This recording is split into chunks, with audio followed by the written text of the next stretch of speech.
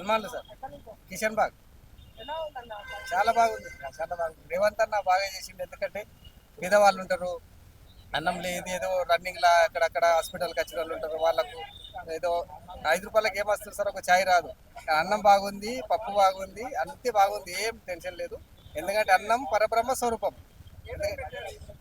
అన్నము, సాంబారు, మరంటే ఇక పప్పు ఉంది, మరి తొక్కు, తొక్కు కూడా ఉంది.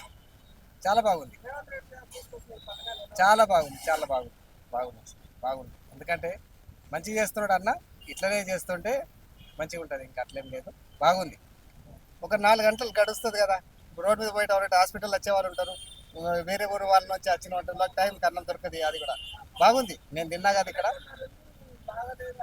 లే సార్, అన్నంకు పేరు పెట్టద్దు. మనం ఇంట్లో ఉన్నట్టు ఉన్నది, ఇంట్లో గట్టిగా మంచిగా ఉన్నది, నాకైతే అనిపించింది. నేను తిన్నా కదా, అన్ని బాగున్నాయి. అన్నం కూడా బాగుంది, పప్పు బాగుంది. ఇంట్లో ఏం తింటాం, ఇంట్లో అదే తింటాం కదా మనం కూడా. ఇంకెంతకంటే మించింది ఏమంటే చెప్పండి. ఆ? బిర్యానీ ఎలా అంటే 200 రూపాయలు కావాలా సార్? అన్నం 5 రూపాయలకి ఏం వస్తుంది చెప్పండి. చాలా అన్న బాగా చేసింది రేవంత్ అన్న, మంచిగా చేసి మీద వాళ్ళది. అలా ఆయన కూడా మంచిగా ఇది ఉంటుంది. Subscribe us and press the bell icon for more interesting updates.